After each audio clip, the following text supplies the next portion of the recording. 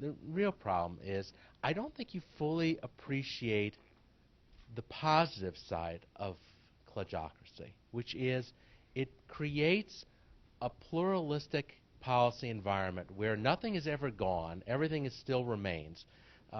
There's a lot of options, programmatic options, a lot of different flavors of different programs. So the area I'm very familiar with, national service, they never killed it. Vista is layered over on top of AmeriCorps. AmeriCorps is on top of Senior Corps, on top of Learn and Serve, on top of Action. They're all layered on top of each other. And yes, wouldn't it be more efficient if those were all wiped away and we had one service program? Maybe, but there's something valuable in this kind of pluralistic fabric that's created over time. Just think for a second. I'm imagining my shower stall right now. In my home, there are. Are you asking me to imagine your shower stall too? Okay. I am. So I want you. There are 6, maybe 7, 3/4 empty bottles of shampoo in the stall. Okay. They're just layered. So new bottles are layered upon old ones, and there never is one thrown away. New ones are added. Now you may say this is wildly inefficient and terribly confusing, but there's something beautiful about that. In the sense that every morning I can get up and I can choose between, apple cinnamon and ocean breeze. I never have the sense of loss. Nothing ever goes into the trash. So I just think from your presentation there's a little bit of lack of appreciation of pluralism as a fundamental value and as a benefit of Cludgeocracy. I'm still trying to get over the trauma of imagining your shower stall. I don't know. That in itself is something I'm not sure I should have had to deal with. So no, I think you're right. But one of the problems, of course, is that you're describing a particular aspect of policy that may be desirable in some areas and isn't desirable in others. Right? That is, we can say that there are some things where having, at least having a bunch of different things on the shelf are going to be desirable, right? And sometimes they're not, right?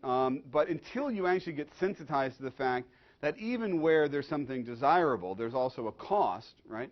Then there's always going to be the tendency to layer things on top, right? Until there's a sensitization that the benefit you're getting is coming with a substantial cost. Now, I only know a little bit about national service because I supervised a dissertation on it, right? But one of the consequences of the fact that we have this proliferation of national service policies is there's less feedback into public attitudes, right? There's less of a sort of very clear public policy that people can see, that they look at that and say, oh yeah, that's government, right? That's all. So we have, one of the things, of course, is even in national service, we have sometimes people wear uniforms or something visible so that people can actually know that government's there, but in a lot of cases they don't.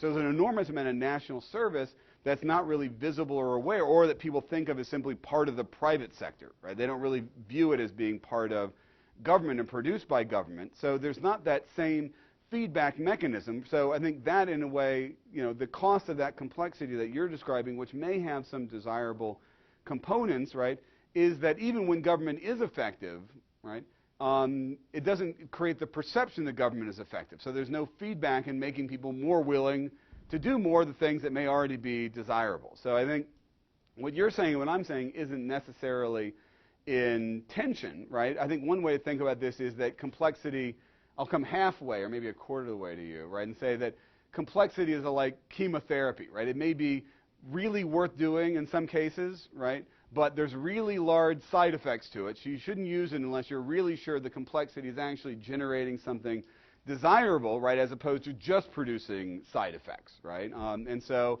I would say in healthcare, right, healthcare is a good example where the sheer complexity that's been created by the proliferation of different mechanisms and the way that they have to interact, right? In your model, the shampoo bottles don't have to interact. They can all sit right beside each other. But in reality, right, these different mechanisms, in fact, do interact, right? And those interactions are, in many cases, quite pathological, right? So one way to think about this is that complexity may be less of a problem where the different parts of a policy mechanism are isolated from one another, as opposed to where they actually have to produce something that adds up to something in the end. So I think that may be one way to make sense of this.